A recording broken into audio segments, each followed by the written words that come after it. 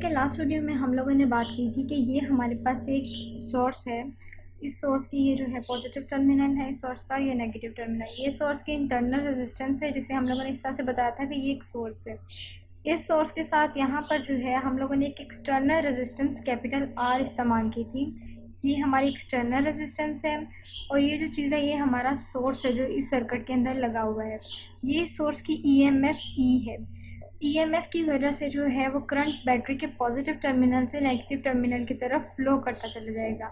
जैसे कि हम लोगों ने अपनी लास्ट वीडियो में बात की है कि किसी भी सर्किट की जो ईएमएफ है वो बराबर होती है I into capital R plus I into small R. और हमें ये भी मालूम है कि इस बैटरी की वजह से इस सर्किट में कुछ ना कुछ पावर प्रोड्यूस हो रही होती है। जो भी पावर प्रोड्यूस होती है होना तो ये चाहिए कि हमारी इनपुट पावर जो है वो हमेशा हमारी आउटपुट पावर के इक्वल होनी चाहिए, लेकिन ऐसा होता नहीं। आउटपुट पावर के इक्वल होनी चाहिए लेकिन ऐसा होता नहीं। ऐसा क्यों नहीं होता? ऐसा इसलिए नहीं होता क्योंकि हमारी कुछ पावर जो है वो लॉस हो जाती है या पावर डिसिपेशन हो जाती है। इस रेजिस्टेंस आर की वजह से हमारी पावर जो है कम हो जाती है। जो कैपिटल रेजिस्टेंस आर है, जिसे हम एक्सटर्नल रेजिस्टेंस बोलते हैं, ये पावर डिसिपेशन शो करती है। इसकी वजह से जो सर्किट की पावर है वो कम हो जाती है, डेसिपेट हो जाती है, पावर लॉसेस हो जाते हैं, जिसकी वजह से law of conservation of energy जो है वो इसमें ना होल्ड नहीं करता। यानी कि कोई भी चीज़ हो उसमें आइडियल चीज़ नहीं होती ये, वैसे law of conservation of energy को फॉलो करना चाहिए। यानी कि जितनी इनपुट पावर हमें देनी चाहिए इस सर्किट को उतनी ही रिजल्ट में हमें आउटपुट पावर भी मिलनी चाहिए। लेकिन जैसा कि हम लोगों ने अपनी लास्ट वीडियो में बात की है कि हर सर्किट के अंदर कुछ ना कुछ पावर लॉसेस हो जाते हैं और वो सिर्फ एक रेजिस्टेंस कैपिटल आर जो कि एक्सटर्नल रेजिस्टेंस है उसकी वजह से होते हैं। इस रेजिस्टेंस की जगह यहाँ पर कुछ और भी लगा हो सकता था, जैसे इलेक्ट्रिकल बल्ब, कोई भी इलेक्ट्रिकल अप्लायंसेस लगा हो सकता है जिसकी वजह से पावर लॉसेस हो जाए। हमने बात की थी कि अगर पावर डिसिपेशन की बात की जाए तो हमारी जो पावर है वो आई स्केयर इंटू आर के इक्वल आ जाती है। ये हमारी पावर डिसिपेशन का फॉर्मूला जो हम लोगों ने अपनी लास्ट वीडियो में निकाला था।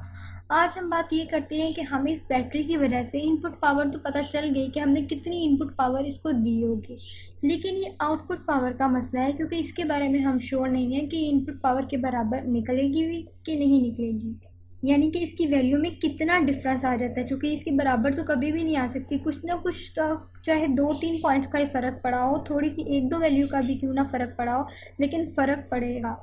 तो अगर हमें आउटपुट पावर मालूम करनी हो कि इस बैटरी की वजह से इस सर्किट में जितनी इनपुट पावर गई थी, इस सर्किट ने इस बैटरी ने ही इसे इनपुट पावर दी ना, तो एज अ रिज़ल्ट जितनी आउटपुट पावर हमें मिलेगी वो कितनी हो कि हमें पता चले कि आया कि वाकई इसमें पावर लॉसेस हुए हैं, पावर डिसिपेट हुई है। तो वो मालूम करने के लिए आज हम लोग जो है वो पावर आउटपुट सीखेंगे कि पावर आउटपुट किस तरीके से मालूम करते हैं। यहाँ पर पावर आउटपुट आना चाहिए, ये पावर आउटपुट। पावर आउटपुट मालूम करने के लिए सबसे पहले हमें अपना पिछली वीडियो में किया गया काम को रिपीट करना पड़ेगा। हमने कहा था कि अगर law of conservation of energy की बात की जाए तो उसके अकॉर्डिंग जो हमारी इनपुट पावर है वो हमेशा हमारी आउटपुट पावर के इक्वल होनी चाहिए। ये हमारी इनपुट पावर है और ये हमारी आउटपुट पावर है। आउटपुट पावर, इनपुट पावर के बारे में तो हमें मालूम है कि हमारी इनपुट पावर वही पावर है जो इस बैटरी की ईएमएफ है, यानी ई इंटू आई। चूँकि वोल्टेज को हम आई इंटू आर से रिप्रेजेंट करते हैं, तो यहाँ पर वोल्टेज को आई इंटू आर से रिप्रेजेंट करते हैं और जो पावर होती है, पावर को अगर वोल्टेज की फॉर्म में लिखें तो ये V divided by R square हो जाता है, या V into power is equals to V I हो जाता है। इस तरह से ये इसके डिफरेंट फॉर्म्स हैं कि किस तरीके से वोल्टेज और पावर को लिखा जाता है। लेकिन यहाँ पर हम ईएमएफ के साथ पावर को रिलेट कर रहे हैं, तो जाहिर सी बात है यहाँ पर मुझे पावर को अगर यहाँ पर वोल्टेज की फॉर्म में वी आई लिखा है तो यहाँ पर ईएमएफ की फॉर्म में मुझे यहाँ पर ई इंटू आई लिखना चाहिए। अगर यहाँ पर मैं ई इंटू आई लिख दूँ तो ये मेरे पास इनपुट पावर है, और हम लोगों ने लास्ट वीडियो में ये बात की है कि अगर ये इनपुट पावर है तो जो आउटपुट पावर है वो हमारी पी इंटू कैपिटल आर, जो इस कैपिटल आर के पास पावर हुई है वो, प्लस पी इंटू वो वाली रेजिस्टेंस यानी पी इंटू स्मॉल आर। ये स्मॉल आर जो है इस सोर्स की इंटरनल रेजिस्टेंस है, इसने भी कुछ ना कुछ पावर तो कंज्यूम की होगी ना, क्योंकि जाहिर सी बात है करंट हमारा यहाँ से मूव करता हुआ यहाँ आ रहा है, इस रेजिस्टेंस के अंदर भी जाता है जो सोर्स की इंटरनल रेजिस्टेंस है। तो इसका मतलब है कि कुछ ना कुछ पावर यहाँ पर भी डेसिपेट हुई होगी।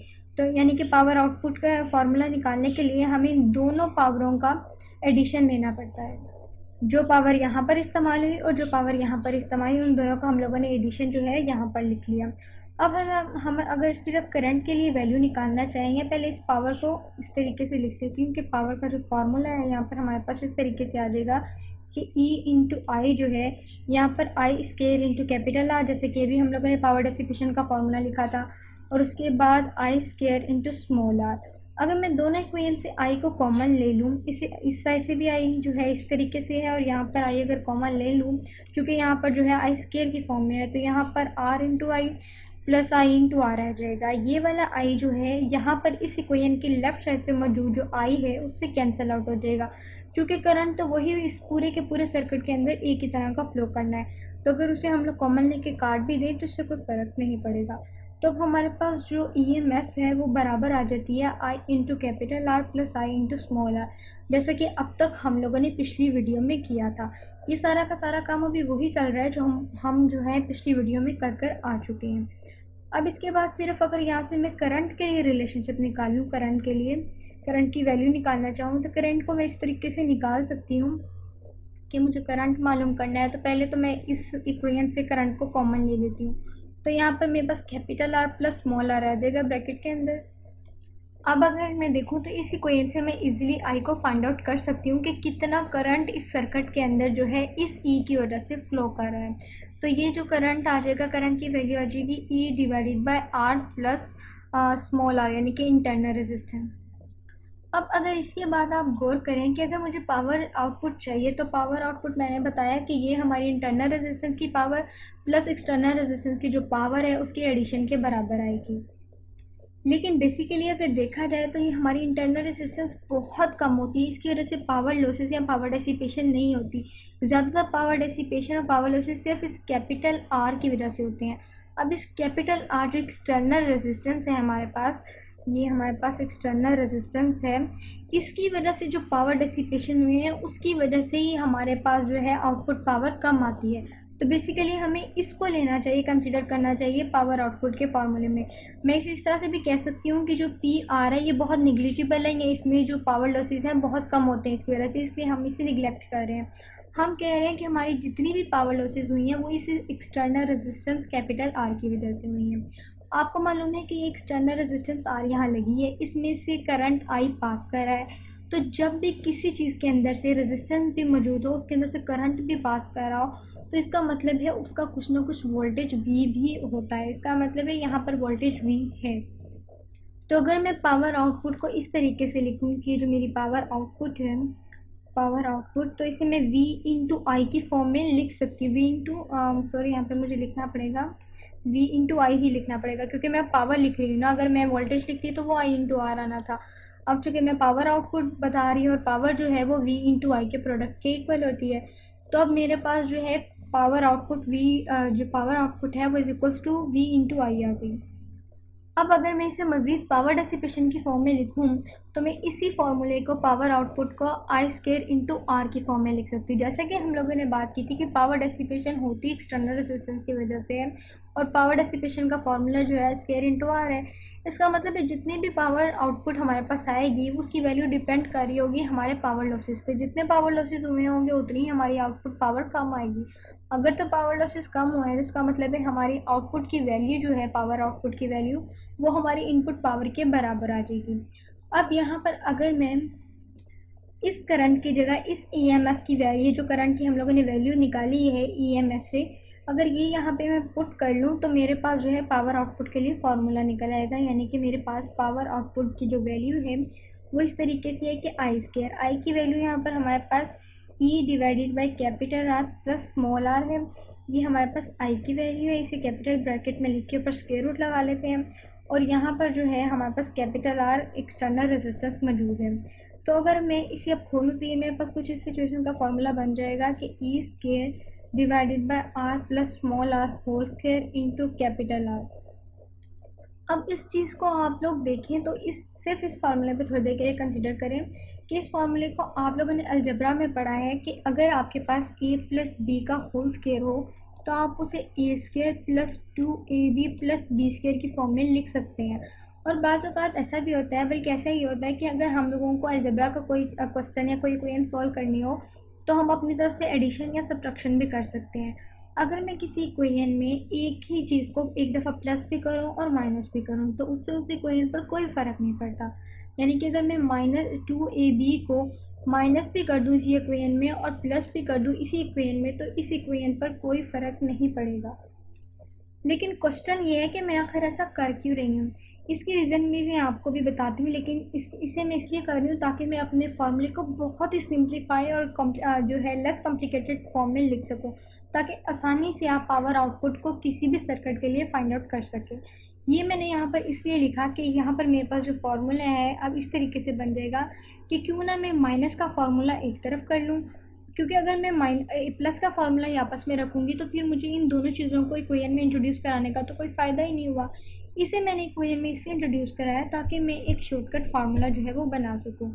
अब मैं माइनस को यहाँ पर इस फार्मूले में ऐड कर लेती हूँ, 2ab को 2ab के साथ लिख लेती हूँ। तो यहाँ पर मेरे पास a square plus b square minus 2ab एक तरफ आ जाएगा और प्लस 2ab प्लस 2ab एक तरफ हो जाएगा।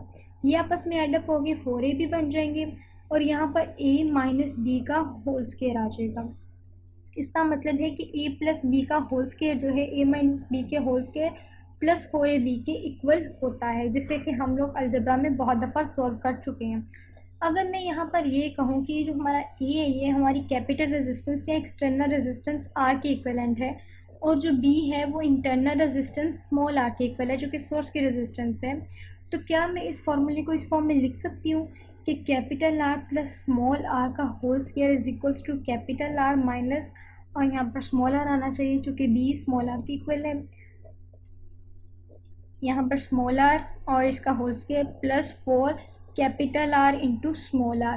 तो अब मैं अपने इस फॉर्मूले में इस चीज़ की जगह पर ये फार्मूला लिख सकती हूँ जो कि मैंने अभी निकाला है। इसका मतलब है कि हमारी जो पावर आउटपुट है, पावर आउटपुट इस तरीके से है कि हमारी पावर आउटपुट का जो फार्मूला है वो ये है कि E square R divided by R plus small R का होल स्क्वायर। इस आर प्लस स्मॉल आर की जगह मैं आर माइनस स्मॉल आर का whole square plus 4 capital R into small R लिख सकती हूँ। तो अगर मैं यहाँ पर इसे पुट कर दूँ तो E square into capital R divided by R minus small R का whole square plus 4 capital R into small R, तो ये मेरे पास पावर आउटपुट निकल आएगी। इस इक्वेशन से, इस फॉर्मूले से आप पावर आउटपुट किसी भी सर्किट के लिए कैलकुलेट कर सकते हैं। जैसा कि आपको मालूम है कि आपकी इंटरनल रेजिस्टेंस जो है वो बहुत ही थोड़ी होती है, बहुत ही कम होती है। आपको मालूम होता है उसकी वैल्यू गिवन होती है क्योंकि वो सोर्स की रेजिस्टेंस होती है। अगर इसकी वैल्यू बहुत कम होगी, ये ज़ीरो होगी, तो ऑब्वियसली जो आपकी पावर आउटपुट है वो ज़ीरो हो जाएगी, क्योंकि ये जो आर है ये नीचे भी है, डिनोमिनेटर में भी है, तो ये जो है ज़ीरो कर देगा इस पूरी की पूरी इक्वेशन को। इसका मतलब है जब इंटरनल रेजिस्टेंस जो है वो अगर ज़ीरो हो तो पावर आउटपुट बहुत ही कम होंगे, यानी कि पावर लॉसेस बहुत ही कम होंगे। लेकिन अगर मैं ये कहूँ कि हमारी जो स्मॉल रेजिस्टेंस जो है, इंटरनल रेजिस्टेंस, ये इतनी ज़्यादा होगी है कि ये हमारी एक्सटर्नल रेजिस्टेंस जिसकी वजह से पावर लॉसेस होते हैं बिल्कुल उसके इक्वल होगी है। हम लोगों ने तो यही बात की ना कि इंटरनल रेजिस्टेंस जो है इस केस में, सिर्फ इस केस में बहुत ही छोटी है, फर्ज कर लीजिए कि वो निग्लिजिबल है, तब जाके हमारे पावर आउटपुट का सारा जो है वो दारोमदार है या वो डिपेंड कर रहा था, वो सिर्फ इस कैपिटल आर की रेजिस्टेंस पे डिपेंड कर रहा था, क्योंकि इस कैपिटल आर या एक्सटर्नल रेजिस्टेंस की वजह से ही पावर लॉसेस या पावर डिसिपेट हो रही थी।